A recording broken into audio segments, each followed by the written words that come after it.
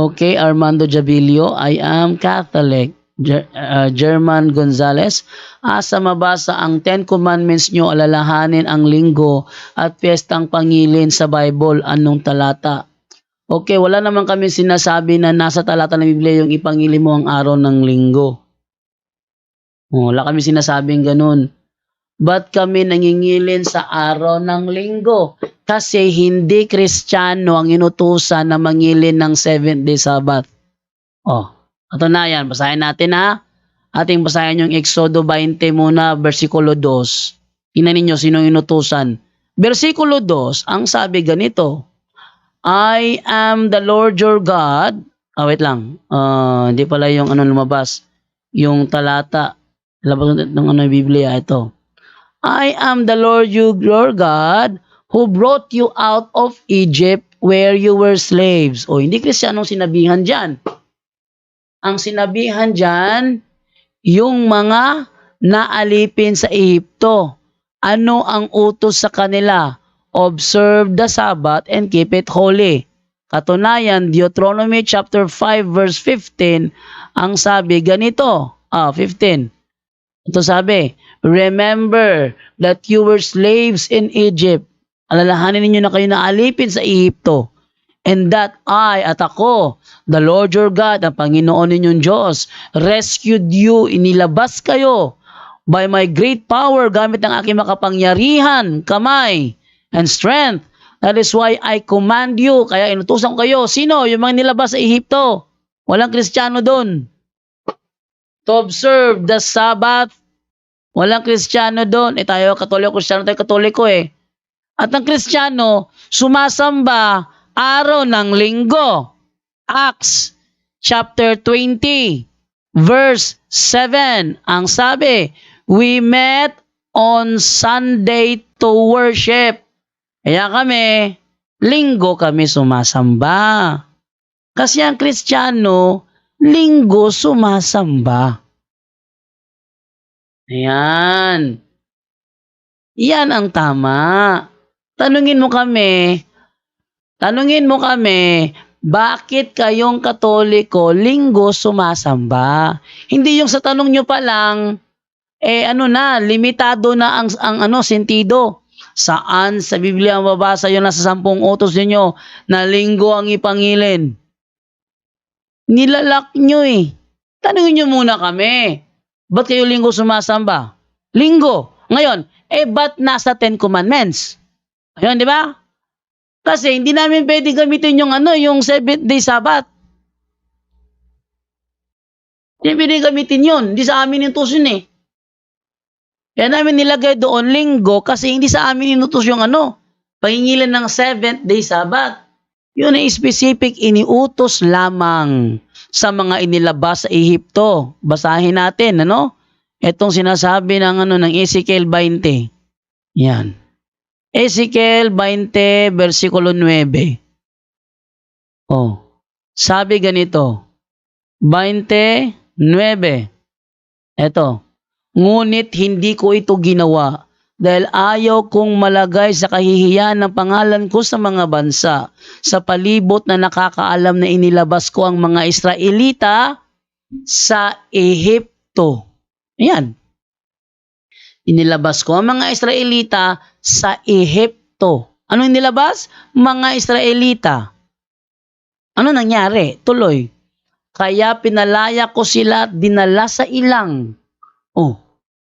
Tapos, ano nangyari? At dooy ibinigay ko sa kanila. Sino? Israel. Ang mga utos at mga tuntunin ko na dapat nila. Sinong nila? Israel. Sundin para mabuhay sila. 12. Ipinatupad ko rin sa kanila ang araw ng Sabat. Dami bang Pilipino dyan? Dami bang Pilipino dyan? Hindi dami ang Pilipino dyan. Katunayan, kung babasahin natin ang sinasabi sa awit 147 verses 19 to 20, kay Jacob niya ibinigay ang lahat ng tagubilin. Ang tuntunit mga aral ibinigay sa Israel. ang ganitong karapatan ay wala ang ibang bansa. So, hindi kasama ang Pilipinas doon.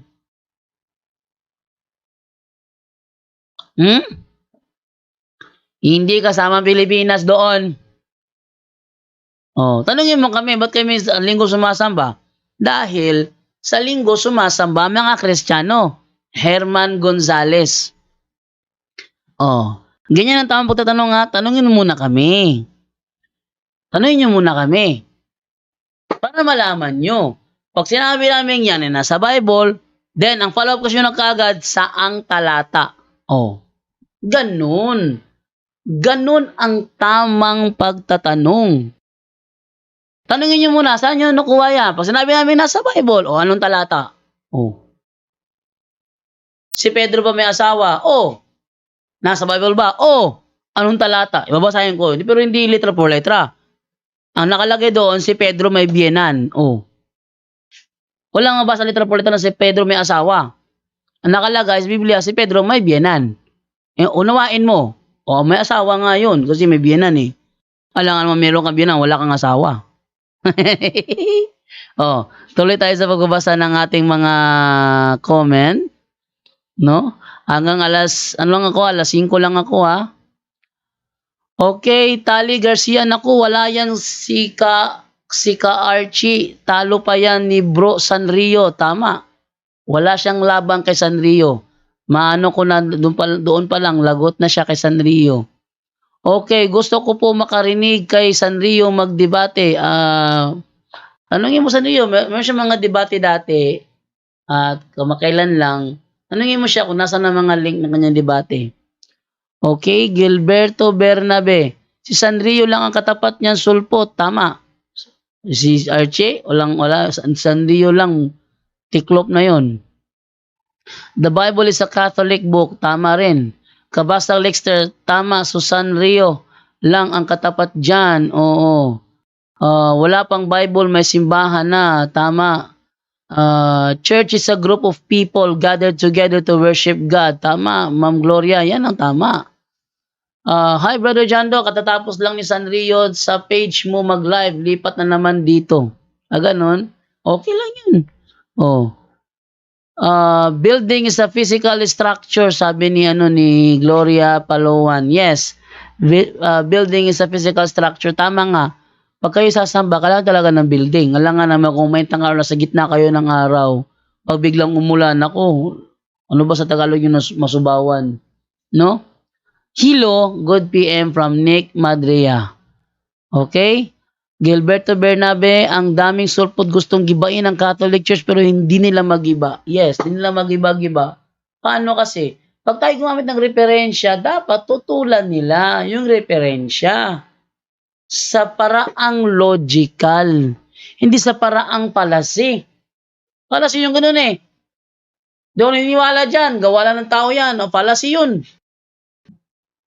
Kailangan gibain mo, hindi ako naniniwala dyan kasi ang sabi sa isang referensya, ganito. Ngayon, kung totoo yan, bakit ganito? Ayun sa dalaw, which is which? Ayun sa dalawang tama rito. Ganun. Tapos may follow-up ka na referensya, maliban doon sa panggiba mo, meron ka pa mga follow-up na referensya. Hindi sa patunay na talagang talagang mali, no? Gaya ng sinasabi sa sa Quran ng Islam sa Surah 19:27-28, si Mary is the sister of Aaron. Si Mary daw is the sister of Aaron. And sa 66:12 ng kanilang Quran, Mary is the daughter of Imran. Mali. Mali. Di ba? Okay, doon tayo sa Tiger Heart Rabong, nagbula-bula na po ang baba ni Archie.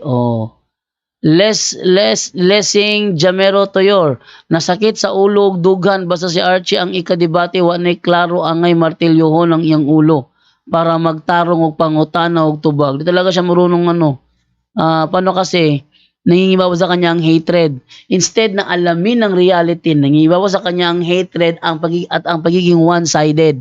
Yun. Kaya ganyan si Archie Añedes. No, Gilberto Bernabe, sabi ni Jesus, I will build my church singular, hindi churches mga plural, mga sulpot. no? Alvin, asan yun? Nawala. Nawala nga. Sanrio, hello mga kapanalig. Oh. Mart Fernandez, good PM bro, watching here in EDSA bus carousel going to PITX. Oh, driver to. Sabi na nga yun si kanina, Anghel daw si Juan Bautista. Ha? Anghel? Hindi Anghel si Juan Bautista. Siya yung boses, hindi siya. Siya yung boses na sumisigaw doon sa ilang. O basahin natin ano? Yung sinasabi doon sa sa 1:1 yata 'yun eh. Double check ko lang ha. 1:1 natin ha. Ito sabi ito sa 1:1:22, sino ka kung gayon? Sabihin mo kung sino ka upang may masabi kami sa mga nagsugo sa amin. Ano ang masasabi mo tungkol sa iyong sarili? Tanong nilang muli. Sumagot si Juan, ayon sa nasusulat sa aklat ni Propeta Isayas, ako ang tinig. O, siya ang tinig, hindi siya yung anghel. Ako ang tinig. Hindi niya sinabi na ako ang anghel. Ako ang tinig ng isang taong sumisigaw sa ilang. Tuwirin ninyo ang daanan ng Panginoon. Oh, wala sinasabi doon na siya yung anghel. Mali. Oh, daming mali, di ba? Oh, pag tayo talaga nagsalisik ng tama, nakikita natin ang kanilang mga kamalian. Okay, basa pa tayo ng comment hanggang 5:00 lang ako. Yung karugtong doon sa ni Archie Añedes, tuloy natin yun ulit sa susunod na straight to the point. No? Sabi ng si Levi Lahera Berjando, gusto ko po maging apology. Sana magkaroon po dito sa amin sa Cavite. Paano po ba? Request kayo sa pare nyo, sa bishop nyo, na magpatawag ng CFD. No? Kundi kontakin nyo si Father Abby Arganyosa. Maki-request kayo na magpadala ng CFD sa lugar ninyo at magpag-conduct ng CFD Apologetic Seminar. Pag nag-conduct ng seminar doon, 20 topics po yan, bibigyan ng certificate na kayo ay nagtapos. Tapos, isasalang kayo sa isang screening kung saan yung mga naunang CFD ang magtatanong sa inyo, and expect it to be a hard question, no? Okay, magalala, kahit na kayo magkamali, huwag kayo magalala dahil tuturuan naman kayo ng mga CFD kung paano sagutin ng tama. Yan. Yan ano? And then, Wills do, gandang hapon bro JD, Sanrio, may CFD Cavite po, sabi ni, may CFD Cavite daw, sabi ni Sanrio. Lapitan mo yung CFD Cavite. Danilo Otida, good afternoon bro, watching from Pasig, no? Gloria Soroan, hi Sanrio. Hello po, sabi ni Sanrio. Sanrio, kahit ganyan si Sanrio na minsan kinukutya ang kanyang pagkatao ng mga sulpot, yung lahat ng kumukutyang yon walang panama kay Sanrio. Siguro Sanrio, based on my level, nasa mga 20% ang galing ni Sanrio. Yung kanyang makakatapat ay nasa lang 0.0001%. Kaya ginagawa, na lang siya, inaatake personal, ginagalit na lang Sanrio. Ginagalit na lang nila. Ngunit si Sanrio naman nangako sa akin na kahit siya ay pikunin ng mga sulpot, hindi siya magsasabi ng hindi maganda. Kanyang bubeltahan yan sa tamang paraan. Okay? Tuloy naman tayo ulit. Diocese of Imos daw, no? Diocese of Imos, Cavite, Ask ko lang, INC ka po ba? Hindi siya INC. Sanrio, good to see you here. Happy to see you. Love you, Sanrio, from Gloria Soroan. Okay, Sanrio, gandang hapon bro. From Wills do. Si Sanrio ay Catholic, sabi niya. Ibig sabihin, ang mga sumasamba sa Sabado ay hindi mga Kristiyano.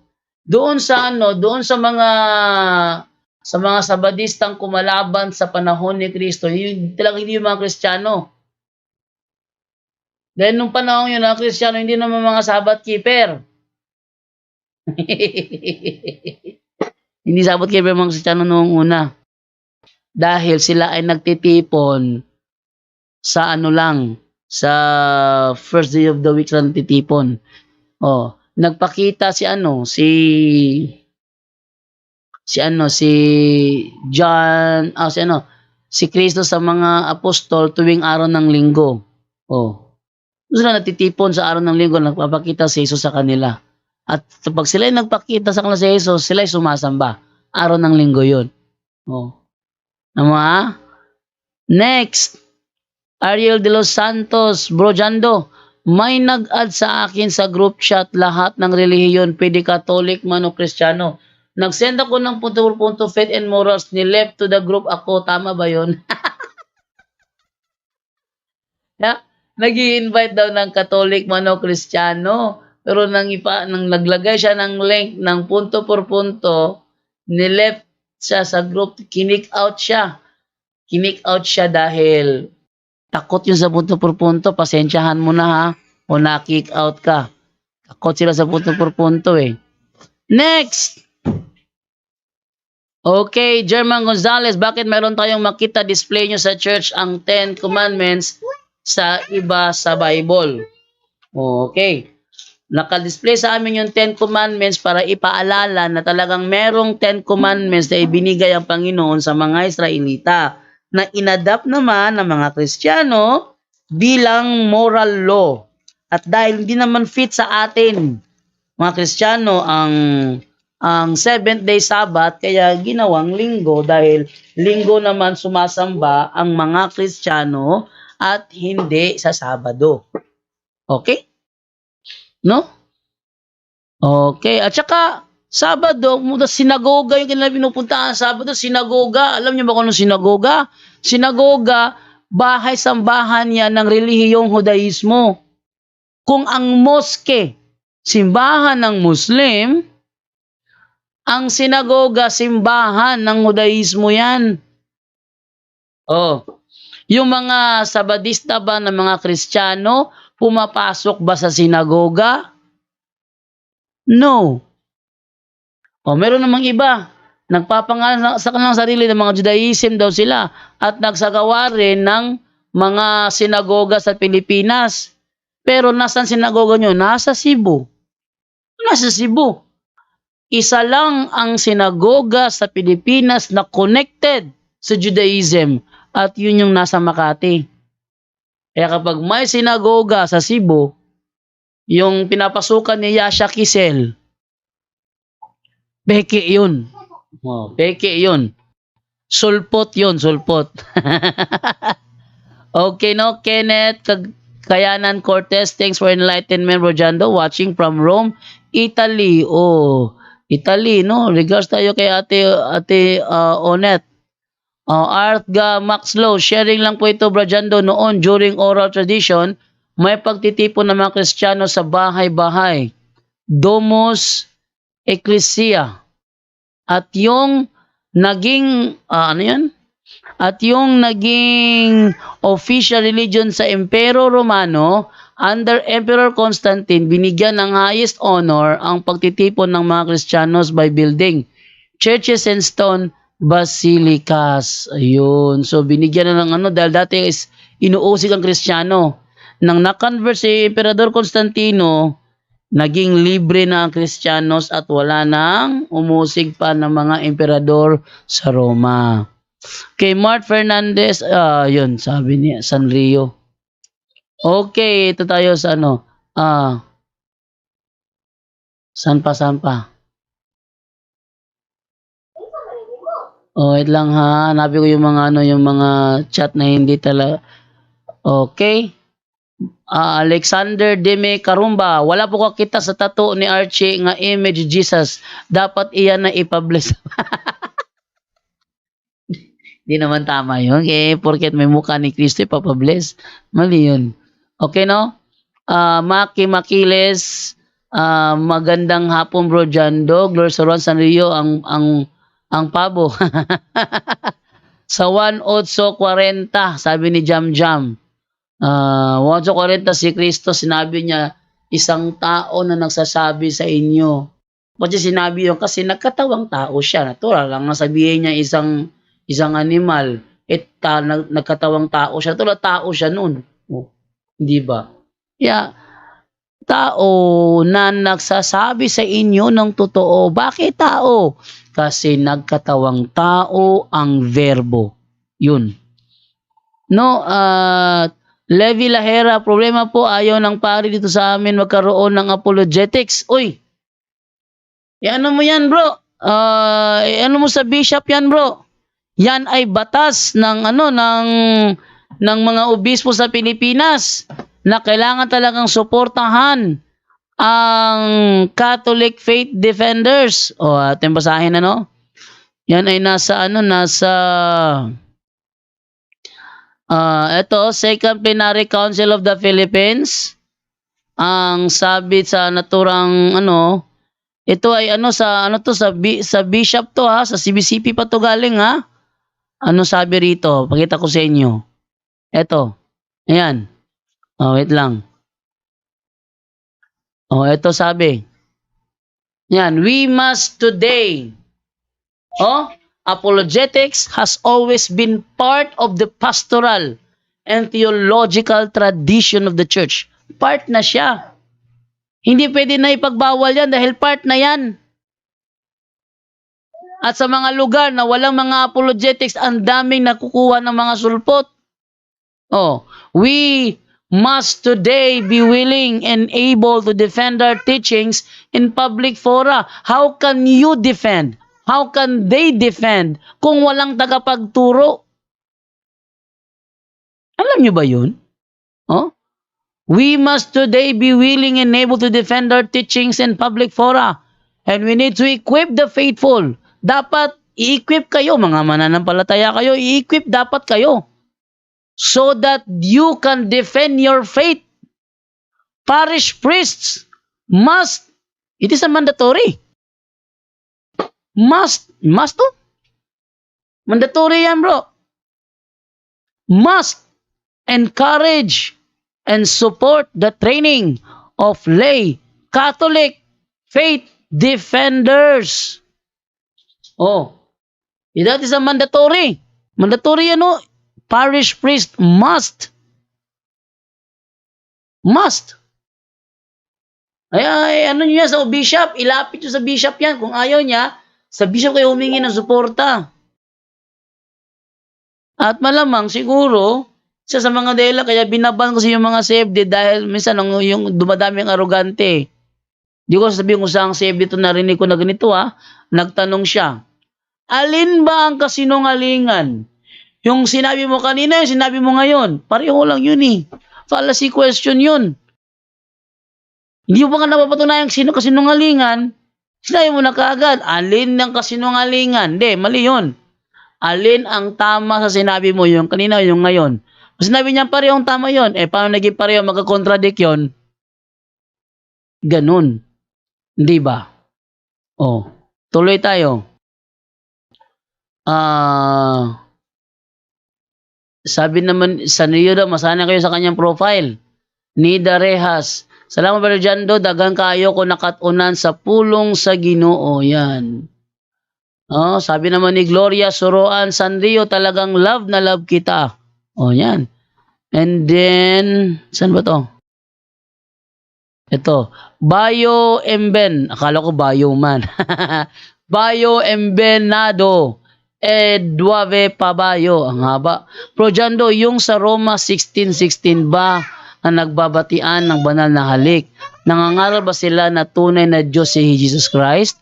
Sabi na nga kasama daw nila yun. Hindi nila kasama yun.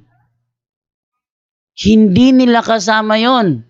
Katunayan, sabi ng kanilang pasugo noong July to August, April to May 1964, page 6.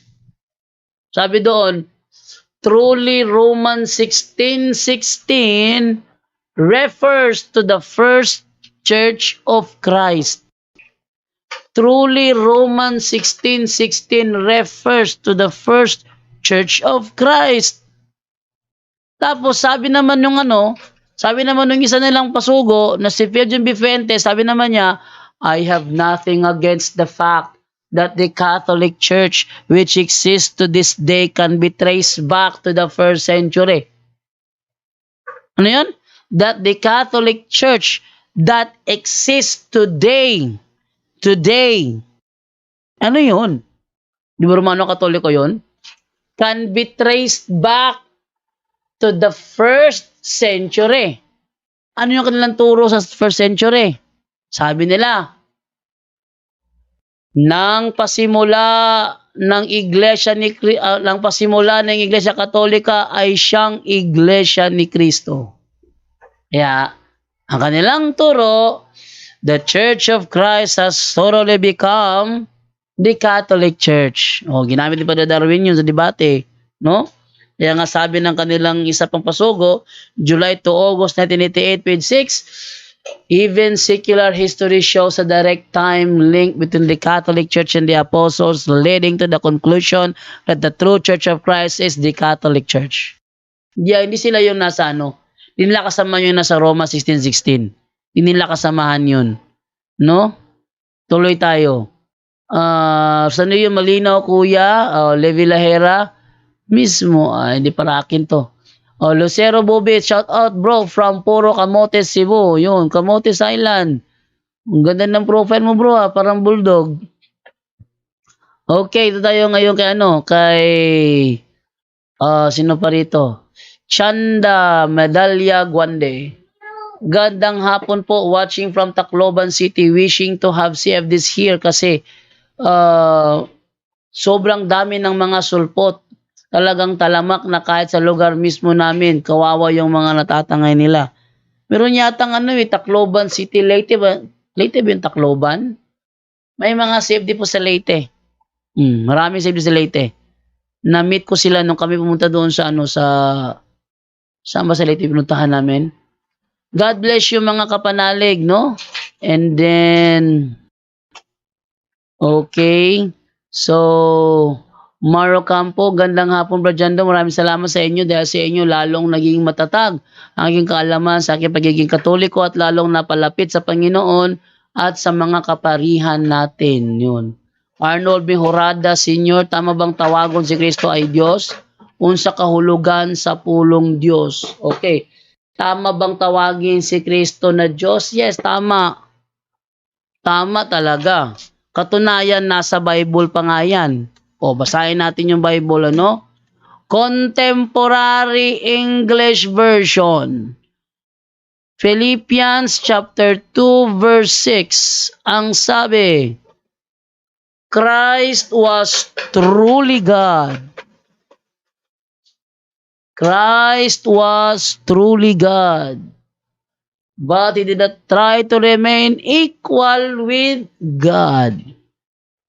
Ang liwanag. Christ was truly God. Ayan, liwanag ko? Basahin nyo ulit.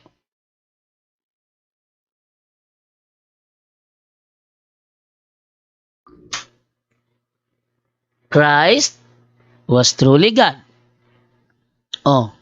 Ano pa? Nadagan pa natin. Ito. Sa John 1:1. John 1:1.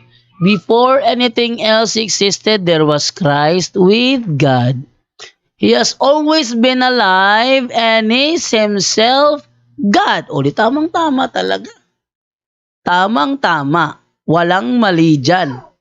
Ang mali kung sasabihin mong hindi siya Diyos. Dahil walang talata sa Bible na nagsasabing hindi Diyos si Kristo. Wala. Okay? Ano ang kahulugan sa pulong Diyos? Makapangyarihan sa lahat. Almighty. At saka si Kristo is Almighty rin si Kristo. Di nyo alam yon? Hanapin nyo sa Revelation. Sinabi ni Kristo mismo na siya ay Almighty. At yun ay referring kay Jesus Christ. No? Next. Kayo sa basa ng comment. Okay, good. Asher Roque Bautista, good Pedro Jando, ang Book of Enoch ba ay kinikilala ng Catholic Church as reference? Kung hindi po, kailangan po ba namin iwasan basahin ng libro na yon? Okay. Ang Book of Enoch, isa yan sa mga sinasabi nila na na apocryphal books. Pwede mo siyang gamitin as reference kung meron kang argumento na nabasa mo sa Book of Enoch na ginagamit mo as an evidence. Pwede siyang gamitin as reference. No? Gaya ng halimbawa, yung Gospel of Nicodemus, it is an apocryphal book. No? The Gospel of Nicodemus. Kaso wala sa Biblia na si Veronica yung nagpunas ng panyo sa mukha ni Kristo. Wala sa sa Biblia yon na si Veronica yon. Pero nasa Gospel of Nicodemus na ang nagpunas ng panyo sa mukha ni Kristo ay si Veronica. Ngayon, kung sasabihin kong si Veronica ang nagpunas nun, asan ang ebidensya mo? Kukunin ko yung Gospel of Nicodemus. Babasahin ko nakalagay doon na yon ay si Veronica. O pwede mo siyang gamitin. Kung gagamitin mo ang argumento, sa iyong argumento at yan ang iyong prueba, pwede mong gamitin kasi meaning kasi ng reference kasi prueba eh. Di ba? Ito sabihin mo ngayon, ako ay mabait na tao. Di ba pag nag-a-apply tayo sa mga kumpanya, merong character reference yung mga natin, yung ating mga resume o biodata, may nakalagay doon character reference. At ang ilalagay mo doon, hindi mo kapamilya, hindi related sa'yo. Oh, bakit? Tatawagan yon. Kilala mo ba si Jando? Opo, kilala ko po yun. Oh. Mali ba sabihin kung anong pagkatao ng taong yan? Yung tao na magsasabi sa kanya kung ikaw ba'y mabuting tao, ikaw ba'y basagulero, siya yung magsasabi sa'yo ng totoo. No?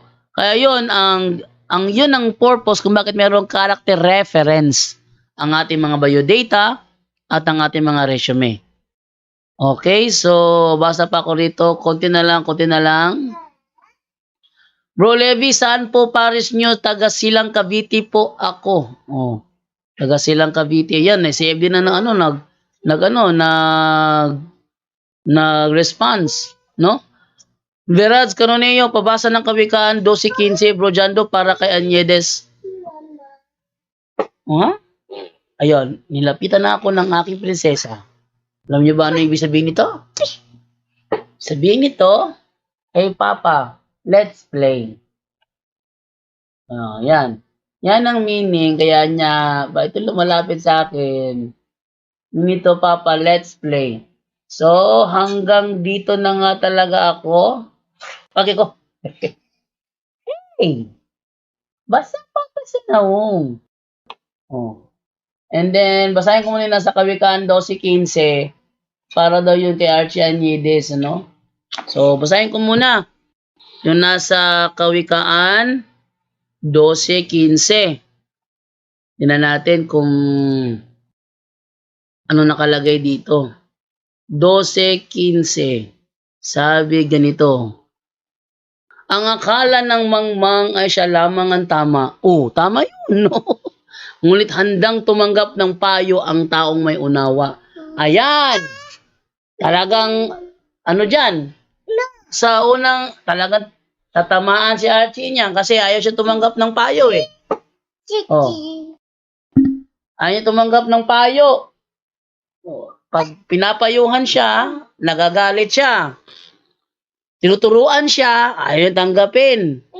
Sabi niya sa akin, so wala ka nga, so hindi mo aminin. Oh. Sabi ko naman, ano nga aminin ko? Wala naman kaming turong ganyan. Sabi naman niya, so hindi mo nga aminin. Ano gusto niya aminin ko? Hindi nga namin turo eh. Tapos ipapaamin niya sa akin. Kaya wala akong aaminin kasi wala naman talagang nangyari. Oh. Bye-bye na, Divine. Bye-bye. Bye-bye. Anyone can claim the statement of the Bible because we can do a private interpretation. Kining ako mga kaigsunan nga gipabarog nga usa ka haligi nganong matuod ang simbahan tungod kay gitukod ni Kristo. Dili tungod sa pagkamabasa, dili tungod sa karakter, dili tungod sa ngan, usara ang haligi nga kung gipabarog nganong nahimong tinuod ang simbahan Katoliko, way laing rason tinukod sa atong Ginoong Hesus-Kristo. Talakayan to, hindi bara-bara, katotohanan lang walang palusot. Para sa mesa ng usapan, di kami nag-aaway. Puro talakayan, hindi banggayan ng patay malisay. Aral hinahimay, parang beats na nire-replay. Truth ang target namin, hindi hypo display. Bawat teksto sinisilip, context yan di pwedeng ipinipilit. Doctrine na solid, hindi fake, hindi boses ng Diyos, di namin gustong i-credit. Doktrina flow, hasal ng pag-iisip, salita ng Diyos, yan ang aming inisip. Uhaw sa turo, kaya kami nagdidip sa talakayan, truth ang pinanghahawakan. Keep it! Doktrina flow, hindi ito laro. Pag-unaway tumatagos hanggang buto. Sa bawat linya, puso ang sumisigaw. Katotohanan lang, walang bawal, walang bawas raw. May tanong, sige lapag mo, let's go. Di kami takot sa debate na may respeto. Spirito ang guide, parang beat na smooth ang tempo. Pag may liwanag, lahat ng shadow nagme-melo. Hindi kami nagmamarunong nag-aaral lang. Pag may gap sa mind, Diyos ang pumuno niyan. Ang Iglesia ng Diyos mula Espanya, papuntang Pilipinas. Dapat malinaw yan. Hindi kompetisyon, hindi kami nagrarime para lang manalo. Puso ang puhunan, hindi bara-bara ang palo. Truth ang goal, yan ang tunay na trono. Doktrina flow, hasal ng pag-iisip, salita ng Diyos, yan ang aming inisip. Uhaw sa turo, kaya kami nagdidip sa talakayan, truth ang pinanghahahakan. Keep it, doktrina flow, hanggang dulo go. Liwanag ang bit-bit, hindi ego. Sa doktrinal na usapang totoo, The pillar and foundation of the kami ang truth bida. is the church, and the Catholic Church is the church founded by Jesus Christ. Then, asay inyong pilion.